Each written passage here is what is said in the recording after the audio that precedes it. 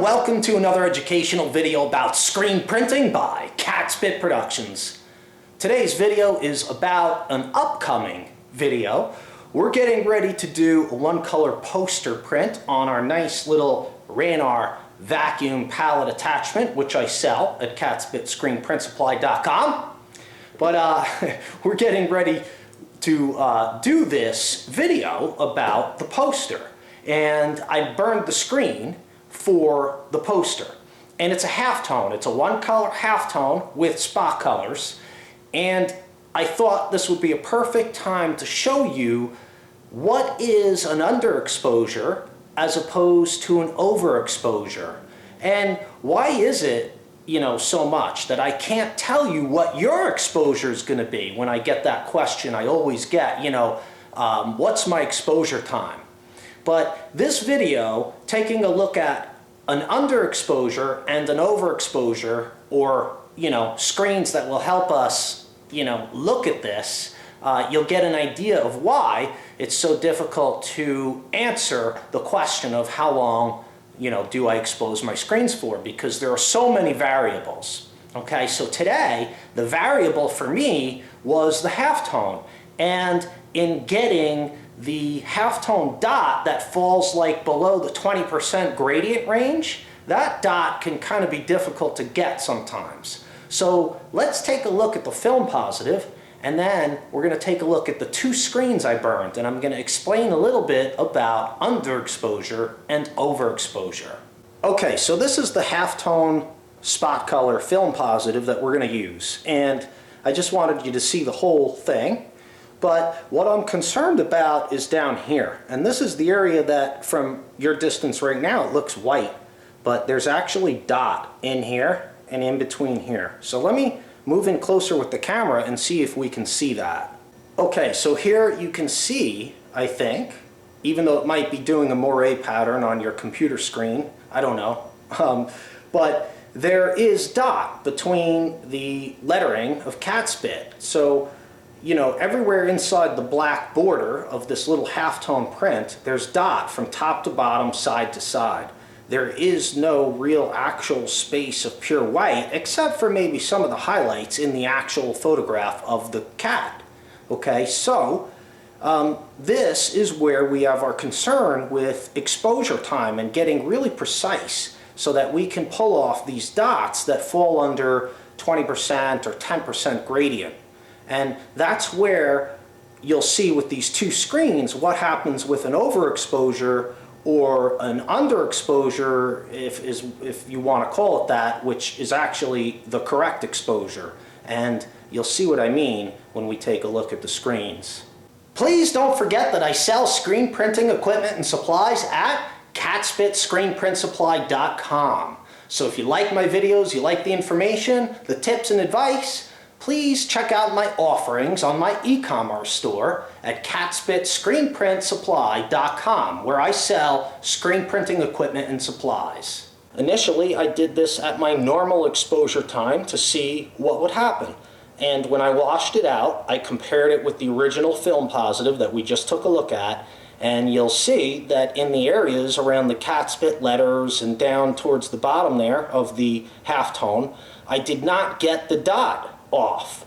Okay, so this exposure time was probably, actually I forget now what it exactly was. It was probably around 10 seconds, I think, because I had already reduced the exposure from what I might do a 110 mesh, like a 12 seconds. So for this one I did 10 seconds, and then I washed it out and I looked at the results and determined that, technically speaking, this would be an overexposure. And the reason why is because with an overexposure, the light has time to go around and, around the artwork on the film positive and choke it, as we say. So it will either make it smaller or cure it completely, as in the case here with the dot. So the dots are so small and so spread out that the light has enough time to go completely around and through the film positive and all this, and it just chokes it and makes the little dots disappear. Okay, so what we would do is adjust our time with an underexposure. So we will reduce the exposure time. And I did that by a few seconds, and we did an exposure at 7 seconds. So let's take a look at that screen.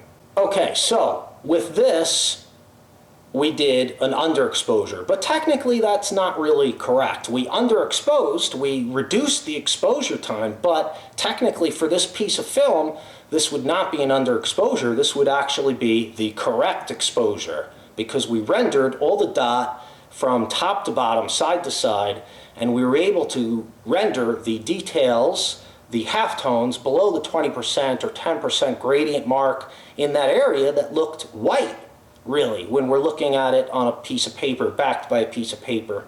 So that's the major difference. In other words, when you're making your screens, you have to determine the exposure time based on how the emulsion develops, because this is a photographic process after all, a high contrast photographic process, meaning the emulsion is either there or it isn't. So the dot is what, reproduces the gradient, and in order to render the dot perfectly, you have to fine-tune your exposure time a little bit more so than you would with a standard spot color piece of artwork. Okay, so maybe this could help you out a little bit in determining your exposure times for your washout for making your screens, in that the more time, the longer the exposure time is, the more likely the light has a chance to go around the artwork and choke it, meaning that it will clog or expose your fine lines, your details in your line art, the very fine lines, the small details, the halftones, the dots, and stuff like that. On a longer exposure, those get, what happens is they get choked, as we call it, and you get a loss of detail on an overexposure, okay? On an underexposure, we can see, great portions of the design wash out where we don't want it to. So a severe underexposure, the entire stencil will wash out in areas that you don't want it to, okay? The correct exposure is really determined by you in determining whether you rendered the film positive as much as you can on the screen, on the emulsion on the screen.